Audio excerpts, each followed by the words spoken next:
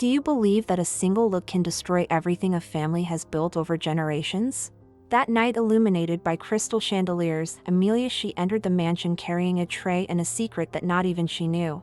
She was just another waitress among glasses of champagne, expensive dresses, and rehearsed smiles. But all it took was one slip, 1 second of carelessness, for her world, and his, to begin to silently crumble. Her hands trembled as she balanced gleaming glasses, dodging the empty conversations and laughter that echoed through the golden corridors.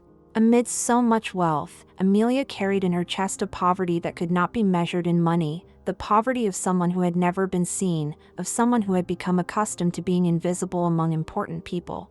It was in that exact silence that the eyes of Andrew they found hers. The heir, the owner of everything, the man promised to another woman, chosen to maintain alliances of power, fortune, and status. At that moment, the air became heavy, the sound of the party seemed to disappear. There was only his gaze, piercing the wall that Amelia had built her entire life to survive. She tried to dodge, but stumbled on a carpet too soft for her worn shoes.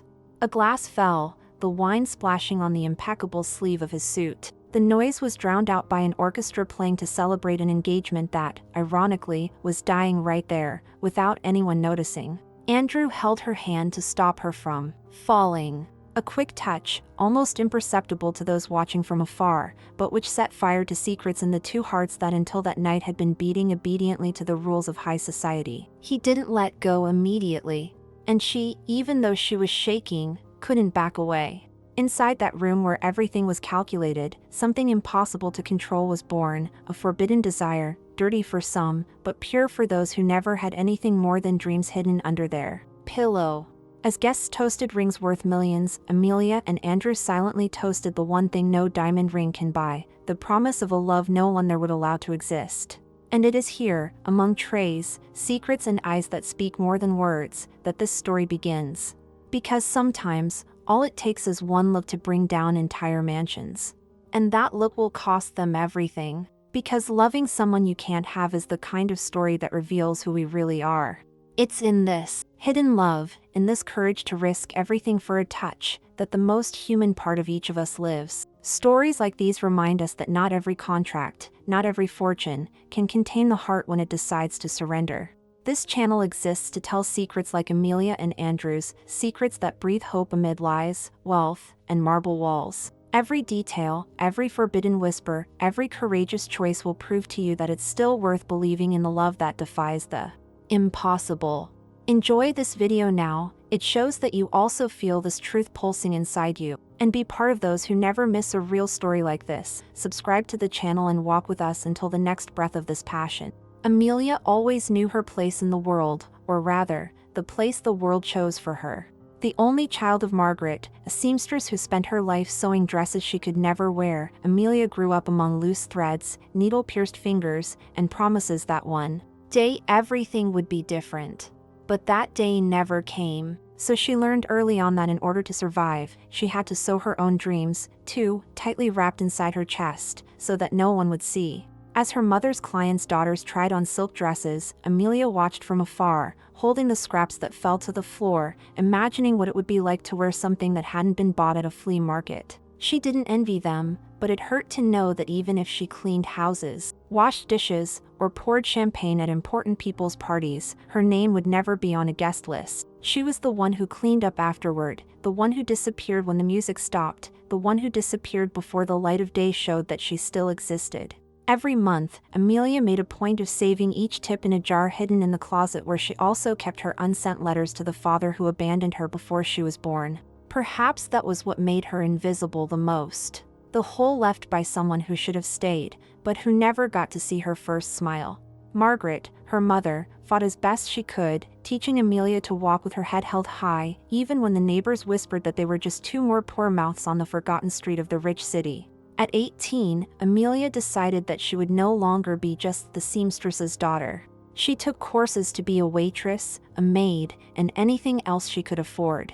And she entered the world of luxurious parties on her own, where the only condition for being there was to serve without being noticed. At the Fordham mansion, Andrew's family, she worked 2, 3, 4 nights in a row, barely sleeping, just to see her mother's electricity bill paid before the power cut was announced. She moved like a shadow, and she liked it that way. Being a shadow was safe. Being a shadow meant having no problem. Until Andrew saw the light that she herself insisted on hiding. He saw the chink in her armor, the hint of courage behind her tired eyes, the smile that escaped when she thought no one was seeing. To him, Amelia was not just another cup carrier. He saw the girl who swallowed her pain every day and still helped her mother not give up on life. In the neighborhood where they lived, everyone knew Amelia as the girl who worked day and night, who would stop by the market before going home to bring Margaret good fruit, even if it meant not having coffee the next day.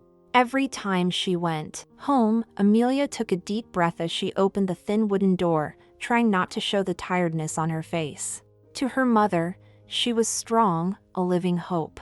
To her bosses, she was just the girl who serves. But inside her lived a desire that burned silently, to be noticed not for a mistake, but for existing. To be seen as a woman, not as a shadow. To be called by her name, not by the black uniform she wore to every party. No one ever noticed her hands, as rough as her mother's, or the way her eyes would get moist when she saw couples dancing, promising eternal love that she only knew from the movies she watched at dawn, when sleep would not come. Maybe that was what Andrew felt at that first touch, the strength of someone who carries their family on their back, but still holds tenderness in their chest. His touch, warm, unexpected, made everything inside Amelia tremble. She didn't want to, couldn't, let herself dream of something so big, so impossible. But it was Andrew Fordham who held her hand, who kept her from falling in front of all those eyes ready to judge her. And it was in that second that Amelia knew no one else would be able to return her to the darkness she had before. She wasn't meant to be here, she told herself every night as she took off her uniform and hid the smell of expensive perfume that clung to her skin after parties. But now, something inside her screamed that she deserved so much more than silent tips. She deserved to be danced with. She deserved to be kissed. She deserved to be woken up with promises whispered in her ear, even if it cost her the peace she had built so carefully so as not to be destroyed like her mother once was. Those who walk here don't watch stories, they live inside them. Because Amelia's next step will make you believe even more that no one is invisible forever, especially when love decides to open all doors, even the most forbidden ones. And when that happens, the night of the Fordham engagement was the perfect embodiment of everything Amelia feared most and, at the same time, everything she pretended not to want. The mansion was alive with lights, chandeliers hanging from the ceiling like tiny moons that illuminated rehearsed laughter and conversations interrupted by endless toasts. Hired musicians strummed violins that almost drowned out the sound of glasses clinking and secrets whispered behind fans and too tight ties. The Fordham family was an expert at staging happiness, especially when the goal was to demonstrate power, and the bride standing next to Andrew, in her silk dress studded with tiny pearls, was the embodiment of the night's most successful business deal, a marriage that would guarantee contracts, land, and more zeros in the bank account. Amelia walked through that room as if she were walking through a minefield. Each step was watched by eyes that didn't really want to see her, but knew how to charge her dearly for any stumble. She kept telling herself in her head that she needed to be invisible, that she just had to keep her smile discreet, pick up empty glasses and pretend that her back wasn't burning with exhaustion from bending over so much. But that night, something inside her was no longer so obedient. Ever since Andrew had held her hand a few days ago, in the service kitchen, she had found herself looking away and then being pulled back by the curiosity of knowing if he was also looking for her among the trays and the fake hubbub. And there he was. Andrew Fordham, the cold heir who had learned as a child not to feel, not to show, not to want anything other than what his father told him to want, looked over the crowd of guests only to find Amelia. He saw her first by the marble staircase, balancing a tray of sparkling wine that seemed bigger than she was. Then he saw her in the inner garden, placing fallen flowers in a vase, as if she wanted to restore beauty even to what had been forgotten. With every detail, Andrew realized that there was much more here than a waitress in a black uniform. There was a woman who carried poetry even when no one was paying attention. It was in the middle of the official toast, when his father raised his glass to announce the new alliance between millionaire families, that everything happened. Amelia, with her head full of orders, forgot for a second about the poorly positioned step at the foot of the large central chandelier. Her foot slipped, her body leaned forward, and what would have been just another glass served became a shard of glass cutting through the silence of the orchestra. The sparkling wine spread as if it wanted to truly baptize that false union. The crowd stopped. All eyes turned toward the sound of breaking glass, but Andrew didn't look at the wet floor, or at his white suit that now bore a golden champagne stain. He saw only Amelia, frozen, shaking with embarrassment, her eyes wide as if an apologetic voice that couldn't reach. Before she could try to crouch down to clean up the mess, he grabbed her hand again, as if the most dangerous piece of shrapnel would be to lose sight of her. "It's okay," he murmured, so low that only she could hear it, so loud that she felt her entire body shiver. His hand, large, warm, firm, covered hers as if to protect her from the judgment that would come, from the looks that were already rehearsing cruel whispers. Amelia wanted to pull her hand back, but she couldn't. For the first time, she didn't want to disappear, she wanted to stay. The bride, a few feet behind, clenched her fists over her bouquet. Andrew's mother cleared her throat loudly, pretending to smile as she swallowed the anger that was bubbling behind her pearl necklace. But Andrew didn't care. For the first time in his life, he didn't care what others expected of him. All he could think about was how those frightened brown eyes had a strength that no one else had. Amelia tried to say something, but her voice failed her. He gently pulled her behind a marble column, away from the most scandal-hungry eyes. Too close, too far from everything. His expensive perfume mingled with the simple scent of the soap she used every morning. There, hidden on the edge of a party that wasn't theirs, their breath mingled fear, desire, courage. He touched her face with his hand, brushing a drop of champagne from her hair with his thumb. Amelia closed her eyes. For the first time, someone was touching her without wanting to take something from her. They were touching her just to feel, to keep. And deep inside, Andrew knew that from that moment on, all that inherited gold, those precious rings, meant nothing compared to a single moment of truth with that girl that no one noticed, except him. But before he could say what his chest was screaming, hurried footsteps approached. Voices calling his name. The perfect groom needed to smile for photos. The perfect groom needed to pretend that nothing was happening behind columns. The perfect groom needed to return to the stage of lies. But Andrew, still holding her hand, knew that the farce no longer fit in the heart that Amelia, without realizing, had just stolen. And the most dangerous thing was that she still had no idea how much this would cost them both. And it is on this thread that everything will extend. Andrew returned to the ballroom as if nothing had happened, a smile on his face, his arm around Claire's waist, the perfect bride who seemed born to be displayed. Like a trophy, he raised his glass, toasted her family, politicians, investors, faces that applauded the merger of fortunes more than any promise of happiness. But inside him, nothing made sense. While everyone celebrated a union of figures, his mind shouted Amelia's name like a mantra that no one else could hear. Amelia, for her part, tried to disappear. She hid in the pantry, washed her hands until her skin burned, trying to erase his touch, as if the cold water could take away the heat that insisted on pulsing in the palm of her hand. With each breath, her chest ached in a place that had always been silent, the place where she had buried all her desires to fit into the world that didn't want her. She knew, with a clarity that almost made her cry in front of the porcelain sink, that this was impossible. He was Andrew Fordham, and she was nobody. Yet when she returned to the dining room, carrying another tray, she felt his gaze boring into her back. Every step was heavy. Every fake smile she gave the guests was an attempt to deceive herself. Because deep down, Amelia already knew she was lost. No rules, no morals, no warnings from her mother could contain the strength of what was born at their fingertips when they first touched. As the party wound down, as the music replaced the lively violin with softer chords to accompany the last glasses, Amelia hid behind the indoor garden, among the rose bushes planted by the Fordham matriarch. There, the air seemed cleaner, far from the false laughter and promises she couldn't keep. She leaned against the cold wall, took a deep breath, hugging her own body as if trying to hold her heart back so it wouldn't escape out of her chest. But her heart wasn't the only one in rebellion. Across the garden, Andrew dismissed the security guards, the groomsmen, and even Claire, who was smiling numbly from expensive champagne. He walked down the side aisle, his steps measured, but his chest bursting like that of a boy in love for the first time. He didn't quite understand what it was, he just knew he needed to see her again, without anyone, without speeches, without a contract. He found Amelia in the near darkness, her face half hidden in the shadow of the rose bushes. For a second, he stood still, admiring how beautiful she was in the simplicity that he had spent his life trying to ignore.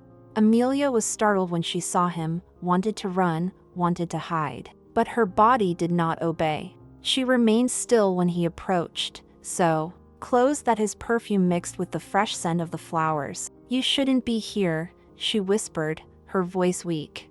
Andrew just smiled, a smile no one in town had ever seen.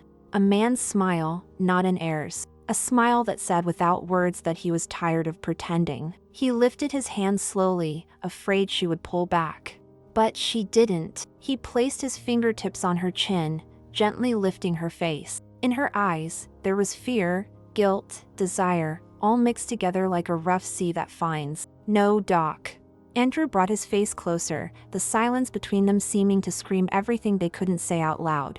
When their lips touched, at first it was a hesitant brush, as if asking permission to exist. Then a swallowed sigh, their breath mingling, his chest pressed against hers, his hands holding her face as if he feared she would vanish into thin air. Amelia felt her world spin, her fear swallowed by something greater, something that no family rule, no contract, no surname could bury again. For a moment, it was just the two of them, in the secret garden of a mansion that belonged to everyone but them. The kiss told truths that no one would accept, that Andrew did not belong to the heiress of an empire, but to the waitress who reminded him that he was still human. And Amelia, with all her fear of losing everything she no longer had, understood that the impossible lives exactly where a stolen kiss hides. When they pulled apart, the air felt too heavy to enter her lungs. She tried to speak, but he placed his finger over her lips, begging her to be quiet. "Don't say anything." "Not yet," he whispered, his eyes promising everything the world would not allow. Footsteps were heard from afar, voices calling out to him. He held her hand tightly, as if he wanted to take her away from there, right now, without plans, without fear. But Amelia let go slowly, feeling the weight of everything that touch meant. Andrew turned around, his face divided between the mask he would have to wear again and the truth he had just tasted on her lips. As he disappeared into the hallway lit by crystal lanterns, Amelia pressed her hand to her mouth, still warm from the forbidden kiss. In her chest, the cruel certainty, each encounter from now on would be a silent crime against the world that wanted to see her serve, not be loved. And each secret they would share would cost more than she was willing to pay. But even knowing this, something inside her whispered, it was too late to go back. And that whisper would not be silenced easily, not while he continued to search for her, night after night, ignoring everything he swore to protect. And this story, that kiss in the garden, was the first step into the abyss that Amelia, even without wanting to, could already feel opening up beneath her feet. In the days that followed, the Fordham mansion continued to shine on the outside, but inside, behind closed doors and in silent hallways, the spark that had been born between Andrew and Amelia burned without asking permission. He began to make excuses to get out of their engagement. He was late for dinners, he disappeared during family gatherings, and when someone asked, he smiled with that calmness that fooled even the oldest ones. Amelia, on the other hand, was trying to run away. Whenever she knew he was home, she asked to be assigned to the service wing, away from the luxurious hallways. But running away from him was like trying to hold your breath to avoid smelling flowers in spring, fuel. He would find her in the servants' quarters, in the hallway that led to the laundry room, in the small storage room where she kept cleaning rags. And every time their eyes met, the world forgot who owned what. One night, after a formal dinner with foreign investors, Amelia was collecting glasses in the library, the one room where she felt protected by the endless shelves. Andrew appeared behind her, silent as a cat, and before she could protest, he pulled her close. Hidden behind a bookcase of antique books, he kissed her as if there were no one upstairs, toasting the fortune he no longer wanted. She tried to pull away, but his hands begged her to stay. It was like that, in a moment of carelessness, that everything fell apart. The library door opened slowly. Andrew's younger brother, Thomas, entered without making a sound, perhaps curious, perhaps already suspicious of something that everyone else pretended not to see. She saw the two of them together, his hands on Amelia's waist, her face still warm from the kiss. Thomas stepped back, but not before giving her a crooked smile, a smile of someone who knows that such a secret is worth more than gold bars. The next day, Amelia was called into the main office. Andrew's mother, Margaret, sat waiting behind a polished desk where a family photo displayed the perfect pose that was now threatened. Amelia paused in the doorway, her heart pounding so loudly she was afraid she would faint on the spot. "Close the door, my dear," Margaret said, her voice a mixture of venom and politeness. Amelia obeyed, her hands cold, her knees shaking. The woman lifted a teacup like a trophy, took a sip, and set the cup down unhurriedly. "I know everything. I know every hallway, every kiss, every whisper you think the walls can't hear. Did you really think you could fool this family, Amelia?" Amelia opened her mouth, but nothing came out. Her dry throat burned like fire. Margaret smiled, but it wasn't a smile. It was a blade. "I'll be blunt, either you disappear from my son's life, or I'll make sure to kick your mother out of the filthy shack where you live. And don't think I'm threatening you, I'm just giving you the chance to walk out with your head held high." At that moment, Amelia felt the ground disappear. The image of her mother, sewing beside a dim lamp, her fingers bruised, her eyes tired from a lifetime of effort, it all flashed by like a movie. She wanted to say that it wasn't like Margaret, thought that she had never asked for anything, that she had never planned to steal anything from anyone, but nothing would come of it in words that the woman would hear. In the hallways, Thomas, the youngest brother, watched the scene from afar with the same predatory smile. He knew he could take much more than Amelia's dignity if he revealed the secret in front of their father. Their father, Mr. Fordham, was known for the coldness of a man who would rather bury a son than see him tarnish the family name. And Thomas, full of envy for always being Andrew's shadow, now had the power to take everything from him with a single sentence. Later, Andrew found her in the garden, the same one where they had first kissed. Amelia was facing away, her shoulders shaking, but no tears were falling. He called her name, but she didn't turn around. Then he grabbed her arm and forced her to look at him. "My mother talked to you, didn't she?" "He didn't ask," he said. Amelia closed her eyes, trying to hide the fear that was eating at her. "I can figure this out. I swear I can. They don't rule me, Amelia.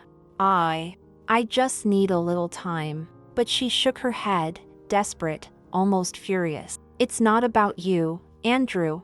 It's about my mother. They're going to take away the only roof she has. I can't. I won't let that happen." He tried to kiss her right there, but she pushed him away. Fear was greater than love, greater than desire, greater than everything. She ran into the mansion, leaving him alone, swallowing the night, the garden, the future he always thought he could buy. As Amelia locked the door to the servants' quarters, leaned her forehead against the damp wall and swallowed her tears, Andrew, standing in the dark, understood that loving Amelia was choosing war against one's own blood. And Thomas, leaning against a column, watched everything with the hungry eyes of someone who knew that nothing would be more profitable than seeing the perfect prince stripped of his entire crown. Because of a girl with no surname. And the price that everyone would pay for that was still far from being charged. And tonight, the night before the wedding, was the longest of Andrew's life. While Claire slept in the mansion's guest room, surrounded by bridesmaids and family members checking every detail of her imported lace dress for the 10th time, he stared at the ceiling of his own room, lying on linen sheets that had never warmed his soul. Outside, the city slept. Inside, his heart woke up. Every second, remembering that in a few hours, he would be trapped forever in a contract signed with gold rings and fake smiles. In his mind, there was only Amelia. The only truth in a world full of expensive lies. He remembered every stolen touch, every hidden kiss, every look that screamed what the mouth could not say in front of so many eyes hungry for scandal. And, above all, he remembered the fear she carried, fear of losing the only person who called her daughter, fear of being swallowed up by a family that saw people like her as a disposable detail in the cleansing of reputations. While everyone else slept, Andrew stood. He glanced around the immaculate room, at the silver-framed childhood photos, pictures of a boy trained never to want anything he couldn't control. But Amelia was untamable. And in that moment, he knew he no longer wanted to belong to anyone but her. In the ballroom, florists had been working since dawn, arranging white lilies, English roses, and gold details in every corner. The orchestra was already rehearsing the wedding march. Guests in ties walked around with glasses of champagne in their hands, discussing figures, company mergers, and land contracts. For them, this wedding was the cherry on top of an inheritance that was already rich in itself. No one saw Andrew as a man about to be buried alive inside a lie he could no longer bear to wear. While Claire got ready in a dressing room of mirrors and feathers, Andrew walked slowly downstairs, his heart beating like a war drum inside his chest. She found Thomas leaning against the front door, holding a glass of whiskey at 10 in the morning, a crooked smile on his face. "Are you going to run away, Prince?" his brother teased, biting the rim of his crystal glass. Andrew didn't answer. He looked his brother in the eye and, without a word, walked through the front door, swallowing the cold morning air like someone breathing freedom for the first time. The black car was waiting in the garage. Andrew got in, slammed the door, and ordered the driver, "Stop everything. I'll drive myself." He took the wheel as if he were taking charge of his own life. As he sped through the still empty streets, he felt the weight of his suit suffocating him. He unbuckled his tie and opened the top button of his shirt. Every meter of asphalt he swallowed was a piece of the collar he tore from his neck. On the outskirts of town, Amelia's house seemed even smaller in the gray morning light. A worn wooden door, flowery curtains, the smell of coffee mixed with the cold wind that came in through the cracks. Margaret, Amelia's mother, opened the door in fright when she saw the most powerful man in town, sweaty, out of breath, with disheveled hair and a look that mixed despair and certainty. "Is she here?" she asked, her voice choked with urgency. Margaret, silent, simply pointed to the room at the back. Amelia was sitting on the edge of the bed, her eyes swollen from crying all night. When she saw Andrew, she froze, as if the air had been knocked out of her. He moved toward her, knelt on the dirty floor, and took her hands in his, so warm, so alive. "Amelia, listen to me. I came to say this in front of the whole world if necessary. I don't want anything without you anymore. You can take away my last name, my money, my houses, my cars. I'd rather sleep on this floor with you by my side than in a mansion without your laughter waking me up." She tried to speak, but the words died in her throat. Outside, neighbors were already gathering at the wooden fence, whispering, their eyes widening as they saw Andrew Fordham, the untouchable heir, on his knees before a poor girl who didn't even have a surname. He looked up, his hand still holding hers like someone holding the only anchor in a rough sea. "I choose you, Amelia. I would choose 1,000 times to lose everything to gain your love. I would rather be a simple man, but yours, than a prince trapped in a golden cage." Margaret cried against the door, covering her mouth to keep from sobbing loudly. Amelia fell to her knees in front of him, her face wet with tears, her breathing ragged. Their kiss, right there on the crooked wooden floor, was the confession that no one else could keep quiet about. Meanwhile, at the altar set up in the Fordham mansion, Claire waited, surrounded by impatient guests. The clock ticked, but Andrew never arrived. Whispers spread, desperate phone calls began. Thomas, with the same venomous smile, warned his father with the pleasure of rubbing salt in a wound. He went after her. He gave up everything for her. And at that moment, the house of cards began to crumble, from the marble hall to the last comma of the will that supported the Fordham name. Outside, on the dusty street where Amelia grew up, neighbors recorded on their cell phones, hearts beat faster, women sighed for a story that most dreamed of living one day. And now, whoever is reading, comment below, would you also give up everything for true love? Write here in the comments what you would do, because each confession here makes this channel exist. And wait, because what comes after this kiss will still prove that true love can even face the whole world if necessary. And when the truth knocks on their door again, on the dirt road where Andrew knelt for the first time without a crown, without pomp, without lies, neighbors began to approach, like ants attracted by the sweet smell of a true story, not the kind that appears in the society columns, but the kind that spreads by word of mouth, full of sighs and hope. Some held old cell phones, filming with trembling hands, hardly believing what they were seeing, the richest man in town, on his knees, begging to be by the side of a girl who, until yesterday, had been sweeping other people's floors. Margaret, Amelia's mother, now watched everything with her hands clasped, her wrinkles trembling, perhaps remembering her own youth stolen by promises. that were never fulfilled, and seeing, in the eyes of the kneeling man, that her daughter, at least, would have the courage to be loved without having to beg for crumbs of affection. Andrew looked up at Amelia, and anyone looking from the outside could have sworn that it was she who was shining, not him. Between sighs, recording noises, and the cold wind that threatened to raise dust, he whispered again, to her, to everyone, to God, if necessary, "I'm not going back there. The only home I recognize now is where you breathe next to me. The rest can burn along with my last name." Amelia trembled, holding his face with both hands, as if trying to prove to herself that this was real. Inside her chest, her mother's voice telling her to be careful with rich men, her fear of losing her roof, and her shame of becoming the talk of the town were all mixed together.